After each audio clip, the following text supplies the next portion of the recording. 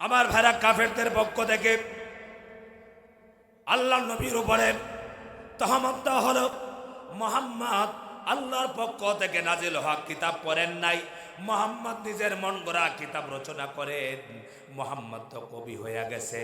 রাসূলুল্লাহর ব্যাপারে যখন এমন কথা বলা হলো, আল্লাহর নবী জবাব নিজেই দিতে হলো না, আল্লাহ পাক নিজেই কুরআনুল কারীম দিয়ে জবাব দিলেন, মা ইয়ানতিকু আনিল হাওয়া ইন হুয়া ইল্লা ওয়াহয়ুন ইউহা। সুবহানাল্লাহ। এই যে বললাম, এটা শুনলে আপনাদের ভালো লাগে? আমার দিকে তাকান, ভালো লাগে আপনাদের? আপনাদেরকে আরো বলে যাই, যাদের ভালো লাগে তার ভিতরে ঈমান আছে। আর কোরআন শরীফ শুনলে যার মনটা চাই, ও ওদিকে চাই, এদিকে চাই, এর ভিতরে আসলে ঈমান নাই। কথা বুঝতে পেরেছেন? সময় নাই বলার, সময় থাকলে বলতাম। কাফেররা নবীজির তিলাওয়াত রাতের পর রাত দাঁড়ায়া শুনছে, আল্লাহু আকবার, আরে মুসলমান হয়ে ওইদিকে চায়। কথা কন না কেন? আমার ভাইরা, নবীজিকে বলা হচ্ছে, নবীজি মিথ্যা কথা বলেন, বানায় বানায় বলেন। এই কোরআন আল্লাহ পাকের পক্ষ থেকে নাজিল হয় নাই। এই অপবাদ যখন রাসূলকে দেওয়া হলো, আল্লাহ পাক নিজেই জবাবটা দিচ্ছেন। আল্লাহ পাক বলছেন, মা ইয়ানতিকু আনিল হাওয়া, আমার নবী নিজের পক্ষ থেকে মন গড়া কোনো কথা বলেন না, আমি আল্লাহ পাক যা নাজিল করি তাই তোমাদেরকে শোনান। এবার নাজিল হওয়া শুরু হলো, আস্তে আস্তে করে নবীজির কাছে কোরআন নাজিল হচ্ছে। রাসূলুল্লাহর তো উস্তাদ নাই, কি জানি বলে যাই, যদি বলে যাই কার কাছে শিখবো, কার কাছ থেকে জানবো? এই জন্য নবীজি কোরআন শিখার জন্য বারে বার কোরআন পড়েন। আজকে বলেন তো দেখি, একজন হাফেজে কোরআন যখন বলে যাবেন, বলে যাওয়ার পর আবার যদি কোরআন হাতে নেন, আবার স্মরণ হবে কিনা? কোন স্মরণ হয়ে যাবে, কিন্তু সেই সময় তো এভাবে বাদাই করা কোরআন নাই, কারো কাছে কোরআন নাই। কোরআন মাত্র অল্প কোরআন নাজিল হয়েছে। নবীজির ভিতরে পেরেশানি, আহারে আমি যদি এই আয়াতগুলো বলে যাই, কার কাছে শিখবো, কার কাছ থেকে জানবো? কষ্ট করেন বারে বার নবী কোরআনকে মুখস্থ করার জন্যে, টুটস্থ করার জন্যে, হেফজ করার জন্য কষ্ট করেন। আল্লাহ পাক দেখেছেন, রাসূলকে আল্লাহ পাক বললেন, লা তুহাররিক বিহি লিসানাকা লিতাজালা বিহি ইন্না আলাইনা জামআহু ওয়া কুরআনা। আল্লাহু আকবার। নবীজির কষ্ট দেখে, কষ্ট দেখছেন কে? চিল্লায় বলেন, কষ্ট দেখছেন কে? আল্লাহ পাক চান না কষ্ট করে কোরআন শিখতে হবে না। আল্লাহ তাআলা নবীজিকে বলছেন, নবীজি আমি দেখতে পাচ্ছি আপনি বারে বার কোরআনকে পড়তেছেন মুখস্থ করার জন্যে, আপনার টুনস্থ করার জন্যে, কণ্ঠস্থ করার জন্যে। নবীজি আমি দেখতেছি কোরআনকে পড়তেছেন। নবী গো, আমি বললাম আপনি কষ্ট করতে হবে না, ইন্না আলাইনা জামআহু ওয়া কুরআনা। হে নবী, আপনি শুধু টুট নাড়াবেন, একটু চেষ্টা করবেন আপনার সিনার ভিতরে এই কোরআনকে মুখস্থ করিয়ে দেওয়া, জমিয়ে দেওয়া, আবার মানুষের কাছে হুবহু বয়ান করিয়ে দেওয়ার জিম্মাদারি আমি আল্লাহর। আল্লাহু আকবার। মুখস্থ করানোর দায়িত্ব কার? চিল্লায় বলেন, মুখস্থ করানোর দায়িত্ব কার? আমার ভাইরা, কাউনিয়ার ভাইরা, আপনার এলাকায় স্কুল আছে, কলেজ আছে, ইউনিভার্সিটি আছে, একজন অধ্যক্ষ, প্রফেসর, সহকারী অধ্যাপক, তাকে ডেকে আপনি যদি বলেন আপনি একটা বাংলা বই, ক্লাস 5-এর বাংলা বই মুখস্থ বলেন, আপনারা বলেন তো দেখি পারবে নাকি? কোন পারবে? অথচ হাফিজিয়া মাদ্রাসায় একটা ছাত্রকে দিয়েছেন, আর তাম পৃথিবীতে সবচাইতে বেশি যে কিতাব পড়া হয়েছে, বেশি যে কিতাব মুখস্থ মানুষের আছে, সেই কিতাবের নাম কি? সবাই বলেন, সেই কিতাবের নাম কি? কোরআন। সুবহানাল্লাহ। কোরআন যার সাথে সম্পর্ক হয় তার সম্মান বাড়ে না কমে? সবাই বলতে হবে, কমে না বাড়ে? আপনার এলাকাত কমে না। যার সম্পর্ক কোরআনের সাথে, একটা ছোট বাচ্চা রাস্তায় খেলাধুলা করে, কোনো দাম নাই, মানুষ বলে এই বেড়া, বলে না?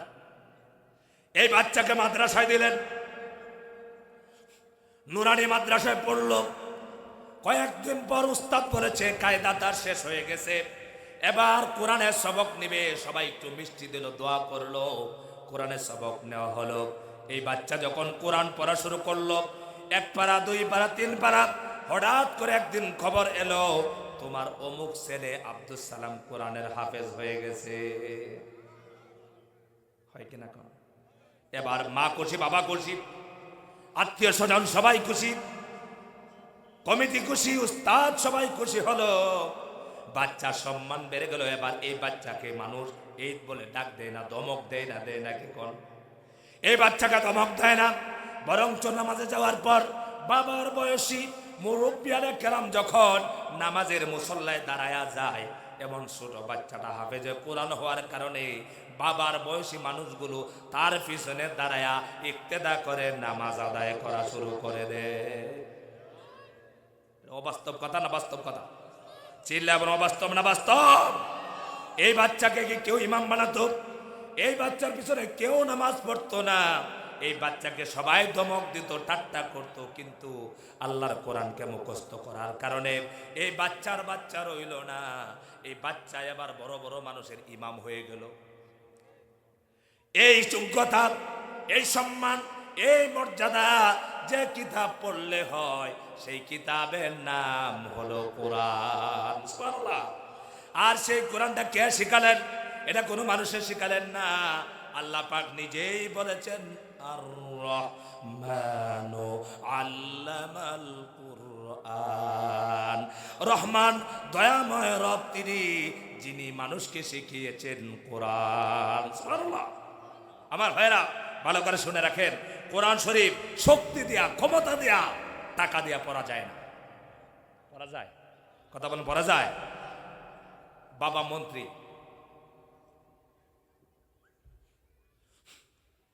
এমপি, চেয়ারম্যান, টাকা আছে, আল্লাহ পাক তার সিনার ভিতরে যদি কোরআন না দেয়, টাকা দিয়ে হাফেজ হতে পারবে?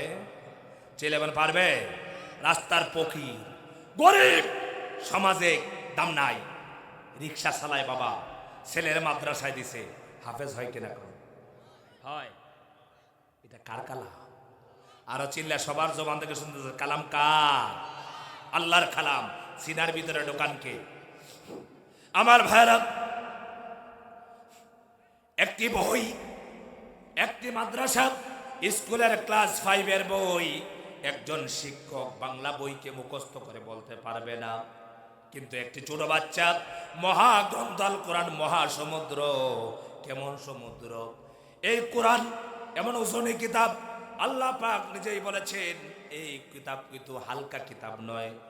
ইন্না সানুলকি আলাইকা কাওলান সাকিলা।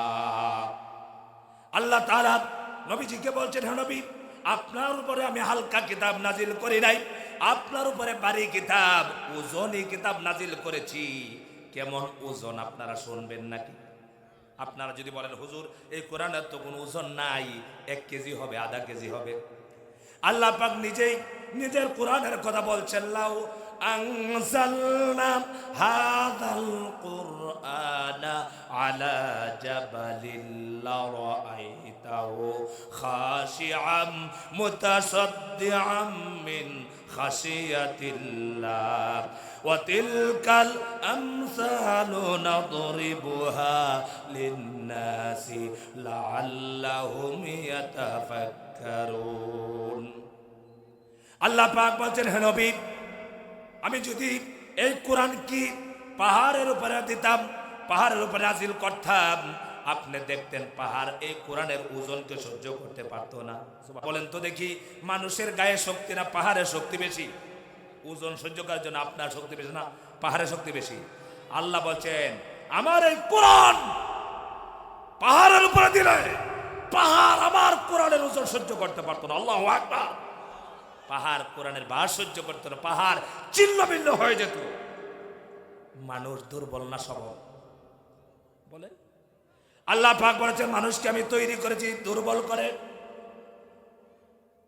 আল্লাহ পাক বলেছেন, মানুষ তা গ্রহণ করেছে কোরআন, এই কোরআন যখন রাসূলুল্লাহর উপরে নাজিল হতো, নবীজির চেহারা মোবারক ঘেমে যেত। চেহারা দেখি বের হতো, গাম বের হয়ে যেত যখন রাসূলুল্লাহর উপরে কোরআনের আয়াত নাজিল হতো। আল্লাহু আকবার। রাসূলুল্লাহ রাস্তা দিয়ে যেতেন, কোন উটের উপরে, ঘোড়ার উপরে, সওয়ারির উপরে যদি থাকতেন নবীজি, আল্লাহ পাকের পক্ষ থেকে যখন কোরআনের ওহী আসতো, যখন ওহী নিয়ে আসতেন, জিবরিল আমিন যখন আসতেন উটের উপরে থাকলে, উটের উপরে থাকা অবস্থায় আল্লাহ পাক যখন আয়াতে কারিমা নাজিল করতেন, নবীজির উটটা ওজন সহ্য করতে পারতো না, জমিনে বসে পড়তো। সেই কোরআন আল্লাহ তাআলা দয়া করে মানুষকে দিয়েছেন। ছোট ছোট বাচ্চারা কোরআন পড়ে, কোরআনকে মুখস্থ করে। আমার ভাইয়ের, আটলান্টিক মহাসমুদ্রের পানিটা আল্লাহ পাক যদি চান তাহলে একটা শামুকের ভিতরে ঢুকানো কঠিন না সহজ? আল্লাহর জন্য কঠিন না সহজ? আল্লাহ পাকের জন্য সহজ। অনুরূপ ভাবে 114টা সূরা, 6666টা আয়াতে কারিমা একটা ছোট বাচ্চা আপনি মাদ্রাসায় দিয়ে দিছেন, টাকা পয়সা গুনতে পারে না, আত্মীয় স্বজনের সাথে ভালো করে কথা বলতে পারে না, টাকা পয়সা দিয়ে হাট বাজার করতে পারে না, কথা ভালো করে বলতে পারে না, কিন্তু এই বাচ্চাটা দেখবেন কোরআনুল কারীম যখন তার মুখস্থ হয়ে গেল, বসে নয়, শুয়ে নয়, দাঁড়ায়া দাঁড়ায়া 30 পারা কোরআন আপনাকে মুখস্থ শোনায়া দিতে পারে। তার নাম হলো হাফেজে কোরআন। এটা কেন বলা হলো? আল্লাহ পাক এই কোরআনুল কারীমের ভিতরে নিজে কোরআন নাজিল করে, নিজে গ্যারান্টি দিচ্ছেন আর নিজেই বলেছেন, ইন্না নাহনু নাযালনা যিকরা ওয়া ইন্না লাহু লাহাফিজুন। আল্লাহ পাক বলছেন, নিশ্চয় আমি আল্লাহ পাক কোরআন নাজিল করেছি, আর হেফাজতের দায়িত্ব কোনো মানুষের হাতে নয়, আমি আল্লাহর হাতে। চিল্লাবেন, কোরআন নাজিল করেছেন কে? আর হেফাজতের দায়িত্ব কার? আল্লাহ পাক নিজে কোরআনের হেফাজতের দায়িত্ব গ্রহণ করেছেন। আল্লাহ যদি এই কোরআনের হেফাজতের দায়িত্ব না নিতেন, তাহলে নাস্তিক মুরতাদেরা, কোরআন বিদ্বেষীরা এখন পর্যন্ত এই পৃথিবীতে কোরআনকে রাখতো না। আপনারা কি মনে করেন কোরআনকে রাখতো? কোরআনকে রাখতো না, কিন্তু কোরআনকে কেউ বিদায় করতে পারবে না। কারণ হলো কাফেররা কোরআনকে বিদায় করতে চেয়েছিল। আল্লাহ পাক বলছেন, ইউরিদুনা লিয়ুতফিউ নূরাল্লাহি বিআফওয়াহিহিম ওয়াল্লাহু মুতিম্মু নূরিহি ওয়ালাউ কারিহাল কাফিরুন। কাফেররা আল্লাহর কোরআনের আলোকে ফুক দিয়ে নিভিয়ে দিতে চাইল। আল্লাহ পাক নিজেই বলেছেন, কাফেরেরা আমার কোরআনকে ফুক দিয়া নিভিয়ে দিতে চাইল, পারবে না। আমি আল্লাহ পাক ইচ্ছা করেছে আমার কোরআনের আলোকে জ্বালিয়ে রাখবো, কাফেরদের যতই কষ্ট হোক। আপনারা বলেন তো দেখি, পৃথিবীতে প্রায় 600 কোটির উপরে মানুষ আছে, তার ভিতরে 200 কোটি আছে মুসলমান, ঠিক কিনা কন? কত কোটি আছে? 200 কোটি আছে মুসলমান। এই 200 কোটির ভিতরে 1 কোটি আছে মুনাফেক। কথা বলেন। আরে ভাই, মুনাফেক প্রতি জায়গায় আছে। যারা কোরআনের আইন চায় না, যারা কোরআনের সমাজ চায় না, যারা আলেমদেরকে শরীরের মধ্যে অ্যালার্জি হয়, এগুলো 1 নম্বর মুনাফেক। আমরা আলেমদের দেখলে ভালো লাগে, মাদ্রাসা দেখলে আমরা খুশি হইতো, যারা কোরআন পড়ে তাদেরকে আমরা ভালোবাসি কিনা বলেন? মনে রাখবেন, কোরআন বিদ্বেষী যারা, তারা জান্নাতে যেতে পারবে না। কেন? নবীজি বলেছেন, আল উলামা ওয়ারাসাতুল আম্বিয়া, যারা আলেম তারা আমার নবীর ওয়ারিস। দাম সুবহানাল্লাহ। খায়রুকুম মান তাআল্লামাল কুরআন ওয়া আল্লামা। আমরা হুজুরদেরকে দাম দেই না, আমরা মাদ্রাসার হুজুরদেরকে, মাদ্রাসা ছাত্রদেরকে আমরা মনে বলি কাঠপোল্লা, অথচ নবীজি। আচ্ছা বলেন তো দেখি, পৃথিবীর সমস্ত নেতাদেরকে একত্র করলে আমার রসুলের পায়খানার সমান মর্যাদা হবে? কথা বলেন, হবে? আমার নবী তামাম পৃথিবীর সমস্ত নেতাদের কথা, আর আমার রসুলের একটা কথা, তামাম পৃথিবীর নেতাদের কথার দাম বেশি না আমার রসুলের কথার দাম বেশি। আমার নবীজি বলেছেন, দুনিয়াতে শ্রেষ্ঠ মানুষ হলো খায়রুকুম মান তাআল্লামাল কুরআনা ওয়া আল্লামা, যারা কোরআন পড়ে এবং নিজে পড়ায়। সুবহানাল্লাহ বলবেন না? যারা নিজেরা শিখে আর একজনকে শিখায় তারা হলো দুনিয়ার শ্রেষ্ঠ মানুষ। আমার ভাইরা বলছিলাম, কাফেরেরা এই কোরআন কি জমিন থেকে বিদায় করতে চাইলো, আল্লাহ পাক চাইলেন কোরআনকে জ্বালায় রাখবেন। যেমন ভাবে এই যে কারেন্টের আলো দেখছেন, এই আলোটাকে নিবানোর জন্য যদি আপনারা যারা আছেন সবাই হাজার হবার চেষ্টা করেন, একটা বাতিকে সারা বছর ফুক দিয়ে নিভাতে পারবেন নাকি? কোন গ্রামের চাচা জীবনে শহরে যায় নাই, শহরে গেছে, বিদ্যুৎ আপনাদের এলাকায় মনে হয় কত বছর আগে আসছে? এখানে 20-25, আমার এলাকায় গেছে 10 বছর। বিদ্যুৎ আসার আগে যারা আজ থেকে 50 বছর আগে, 100 বছর আগের মুরব্বী যারা, ওনাদেরকে যদি বলা হতো এই যে মোবাইল যে এইভাবে কথা বলবে, ভিডিও কল, তারা কি বিশ্বাস করতো? বলেন, বিশ্বাস করতো? যারা কারেন্ট দেখা নাই, বিদ্যুৎ দেখা নাই, তারাও হয়তো বিশ্বাস করতেন না। আমরা বিদ্যুৎ এসেছে মনে করে সেই যুগে একজন মানুষ, গ্রামের মানুষ জীবনে কোনোদিন বিদ্যুৎ দেখা নাই। কি করে নাই? বিদ্যুৎ দেখা নাই, কারেন্ট দেখা নাই। শহরে গেছে, ছেলে চাকরি করে, শহরে বিদ্যুৎ আছে। রাতে বাবা মুরব্বী মানুষ ঘুমিয়ে যাবে, বৌমা বলছে আব্বা আপনি ঘুমানোর আগে আপনি ওই লাইটটা অফ করিয়া ঘুমাবেন। গ্রামের চাষা তো অফ বুঝে না, গ্রামের চাষা বুঝে কি নেবানো, নিবায় ফেলা, ফুক দিয়া নিবানো। চাষা মনে করছে আমার গ্রামের কফি বাতির মতোই মনে ফুক দিয়ে এটা নিবায়। চাষা দাঁড়ায়া সারা রাতে এটাতে ফুক দিছে, ফুক বুঝেন আপনারা, ফু দিছে। আচ্ছা বলেন এই বাতি কি নেবে? এইটা নিবানোর জন্য কি লাগবে বলেন? সুইচ। সুইচে শুধু একটা টিপা দিবেন, সাথে সাথে এখানে যত আছে সব বন্ধ হবে না এক সুইচে। এই সারা দেশে যদি একটা সুইচ থাকে আর কারেন্টের আলো থাকে, বাতি থাকে, সবগুলো বন্ধ করার জন্য সুইচ একটাই তো যথেষ্ট। কথা বলে না কেন? আর সুইচে টিপা না দিয়া যদি পাশে গিয়ে আপনি খালি ফুক দিতে থাকেন, আপনার জীবন শেষ হবে, নিভাতে পারবেন? আমার সম্মানিত ভাইরা, হাসির জন্য বলি নাই, আল্লাহ পাক এই কোরআনের আলোটা দিয়েছেন, বাতিটা দিয়েছেন, নূরটা দিয়েছেন। কোরআনের এক নাম হলো নূর। আল্লাহ পাক বলেছেন আমি কোরআন দিয়েছি, কিন্তু এটার সুইচ আমি আল্লাহর হাতে। ঠিক কিনা বলো? আমি আল্লাহর হাতে সুইচ। দুনিয়ার বেঈমানেরা, কোরআন বিদ্বেষীরা, যারা কোরআনের রাজ চায় না, কোরআন আন্দোলনকে পছন্দ করে না, ইসলামী সমাজ চায় না, তারা যতই চেষ্টা করো আমার জমিন থেকে আমার কোরআনকে বিদায় করতে পারবে না।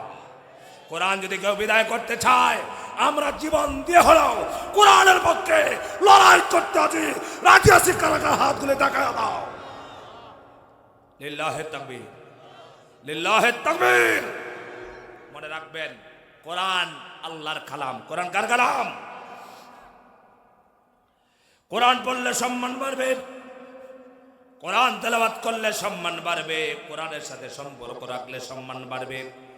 একটা হাফেজ এসা কোরআন যখন হলো, আপনার বাচ্চা যখন হাফেজ হলো, এবার আপনাকে বলে হাফেজ সাহেবের বাবা। কি বলে? কথা কন না কেন? আরে ভাই, হাফেজের কাছে আপনার মেয়ে বিয়ে দিছেন, বাজারে গিয়া বলে জানেন চাচা কি বলে, আমার মেয়ের জামাই মৌলানা। কথা বলে না। আর যদি মেয়ের জামাইটা সুর হয়, কথা বলে না। আমাদের দেশে সুর আছে, সুরে কি বিয়ে করে নাই? কথা বলে না। সুরের কি শ্বশুর বাড়ি নাই? সুরের শ্বশুরে কি বাজারে গিয়ে গিয়া বলে আমার মেয়ের জামাই গরু সুর? এ কথা বলে? বললে কি হবে? সম্মানের হানি হয়। আর আপনার মেয়েটা বিয়ে দিয়েছেন একজন আলেমের কাছে, আপনি কোটি কোটি মানুষের সামনে দাঁড়ায় বলতে পারেন আমার মেয়ের জামাই আলেম। কথা বল না কেন? আপনার ছেলে আলেম। কয়েকদিন আগে এক জায়গায় দাওয়াত খেতে মাহফিলে গেছে, আপনাদের এইদিকে লালমনির হাট। এক চাচা, আসলে সরল মানুষ, ভালো মানুষ, এসে আপনারা আমার ওয়াজে রাগ করতেছেন, কষ্ট পাচ্ছেন আপনারা। আমি কি পর্যন্ত ক্লান্ত আপনারা বিশ্বাস করবেন? গতকালকে আমি ঢাকা থেকে কক্সবাজার গেছি, এমন সময় কক্সবাজার বয়ান করে কক্সবাজার থেকে ঢাকা এসে আজকে এখানে আসছি। আরেকটা প্রোগ্রাম আছে আমার ওইদিকে ডিমলা, সেটা শেষ করে আগামীকালকে আবার কক্সবাজার কলাতলি মোড়ে মাহফিল করতে হবে। ঘুম কোথায় ভাই? সম্মানিত ভাইরা, চাচা আমাকে বলছে হুজুর আমি খুব নিজেকে ধন্য বানাইছি। আমি বললাম বাবা কেমনে? যে আমার 3টা ছেলে, 3টা ছেলেই বড় বড় অফিসার। আমি বললাম আলহামদুলিল্লাহ। কিন্তু চাচা আপনার ছেলেরা কি কোরআন পড়তে জানে? চাচা বলে এইটা পড়াই নাই। কি কয়? এইটা পড়াই নাই, এটা প্রয়োজন মনে করি নাই। অথচ আল্লাহ পাক বলেছেন প্রতিটা মানুষের জন্য কোরআন শিক্ষা ফরজ। কথা কোন ঠিক কিনা? আপনার ছেলেকে হাফেজ বানান, আলেম বানান, আলেমের সাথে সম্পর্ক রাখেন, আলেমকে ভালোবাসেন, মহব্বত করেন। বর্তমানে আমাদের দেশের যে শিক্ষা ব্যবস্থা আছে, নুরানি ক্লাসের ভিতরে ইংরেজি আছে। আরে আমার মাদ্রাসা আছে, বাচ্চারা ইংরেজি লেখা এত সুন্দর করে, অনেক মেট্রিক পাস ছাত্র এত সুন্দর করে লিখতে পারে। ছোট ছোট বাচ্চা মাদ্রাসায় দিয়েছেন। এখন আর আগের মতো নয়, শুধু আরবি নিয়ে বসে থাকবে না, আরবিও শিখবে।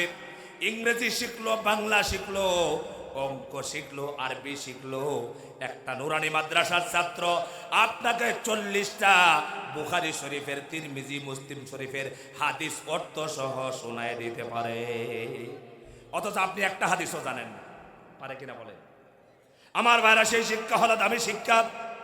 আমার ভাইরা, এই মাদ্রাসায় দিলে লাভ হলো আপনার জেনারেল শিক্ষার পাশাপাশি এলেমও শিক্ষা হয়ে গেল, আপনার ছেলেটা ভালো মানুষ হয়ে গেল।